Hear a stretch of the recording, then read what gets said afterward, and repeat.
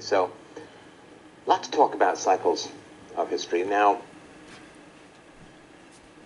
the only thing that matters fundamentally in human society is intelligence. There are two ways to describe the inevitable inequalities that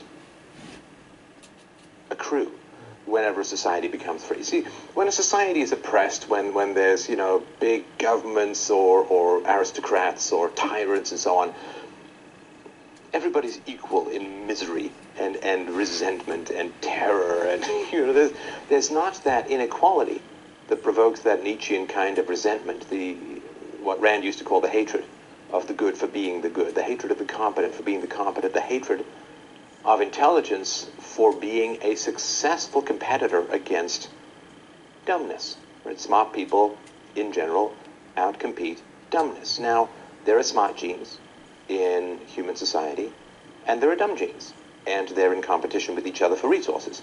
The problem being, of course, that the smart genes produce a lot more resources in a free society than the dumb genes do, which means that in a free society, women will flock to the men with the most resources, in general, by the by. There's a lot of, Oscar Wilde-style rough trade that goes on for some women, but in general, smart people in a free society outcompete dumb people.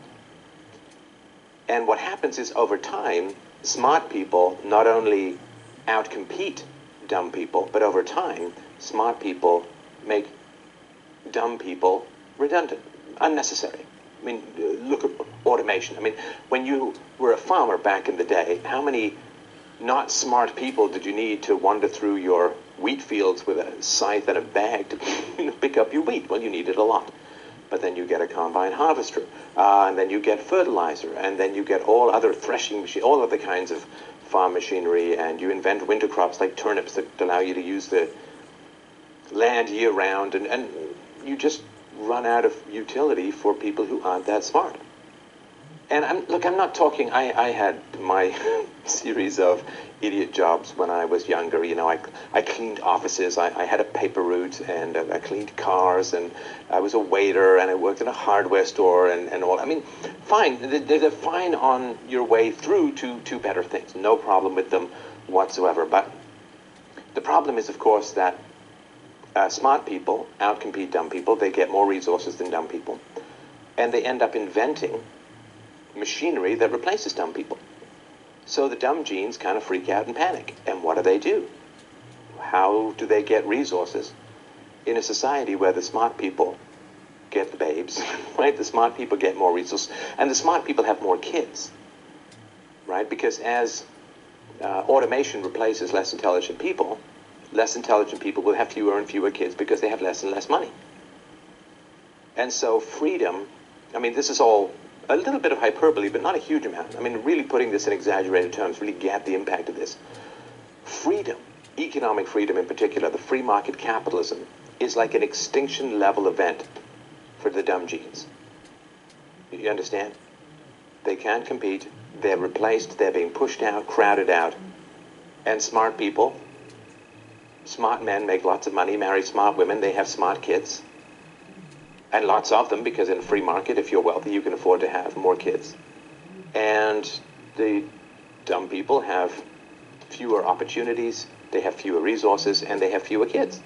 So the free market is like an extinction level event for the dumb genes. And like all genetic sets, they fight back, right? This is an old principle of biology that think of a red and a gray squirrel, racist.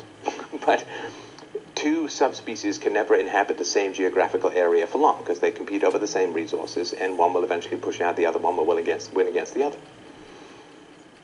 And so what happens is inequality raises the sexual market value of high intelligence. The free market raises the sexual market value of high intelligence. Liberty. Think of free speech.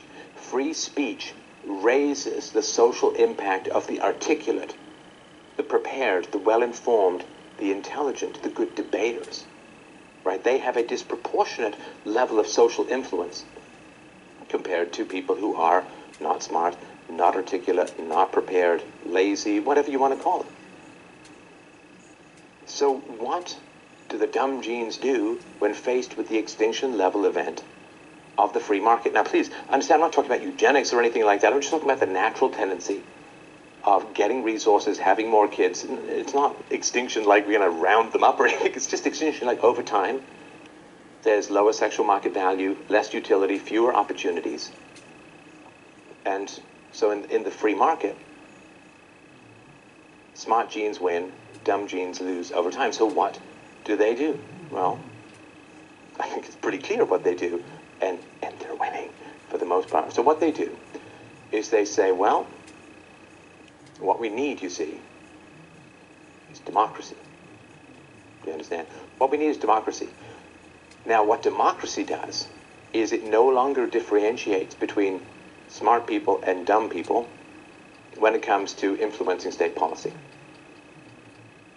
It raises the sexual market value of dumb people by creating an agency of force that takes resources from smart people and gives those resources to dumb people. And please understand, smart and dumb, it's not like yay positive and yay negative. It's like tall and short. It's not a moral judgment. It's just a reality that there's IQ and there's a bell curve and so on, right? And so by inventing a democracy, one person, one vote, they overcome the resource accumulation problem of the free market and high IQ people inventing more, creating more, and being more economically valuable. So then what they can do is they can gang together and they can use the power of the state to take resources from smart people and redistribute those resources to themselves. They can overcome the natural sorting selection of the free market to assign higher sexual market value to smart people and lower sexual market value to dumb people, because now being dumb has with it the advantage of free money. And look, now suddenly, as a dumb person, you're going to have high sexual market value, or at least higher than you had before, right? So this is really the cycle of history that we're in right now, and I'm sort of approaching its endpoint for better or for worse in one way or another, in one direction or another. We're sort of seeing where this is going from here. And so when you think of things like, you know, Marxism or socialism and so on, don't think of it like economic determinism or relationship to the means of production or caring for the poor or anything like that. These things don't really matter. The rise of the free market in the 19th century coincided with the rise of socialism. Why? Well, because the free market worked spectacularly well throughout a lot of Western countries. Because, I mean, think of it in America. You had to be economically successful in order to have a vote. In other words, you had to have some stake in property rights in order to vote. And the basic argument was, of course, that the poor outnumber the rich, and if you give everyone the power to vote away property, then the poor are going to vote away the property, the rich deliver it to themselves through the power of the state, and everyone's going to end up poor. You know, absent massive productivity and absent the computers and the internet, which has staved off the collapse of the welfare state for a couple of decades now, but not forever. That is the cycle of history. When you have this demand for one person, one vote, then what you have to do is find an ideology to cover up dumb people's desire for what they not only have not earned, but cannot earn, which is the resources accumulated and magnified by the intelligence of the brilliant. And so when you have this resentment, when you have this existential gene panic of an extinction level event called human freedom, then there's a huge clamoring and a huge demand for a philosophy which justifies that resentment and calls inequality injustice. Inequality is not natural, according to this Marxist philosophy, this leftist philosophy. Inequality is not natural. Inequality is not just the distribution of intelligence across the bell curve. Inequality results from injustice. And that way, the intellectually and morally bankrupt can say, we're not using force to make up for our own deficiencies. We're righting a historic wrong. And that gives them the moral self-cover to pursue their immoral ends.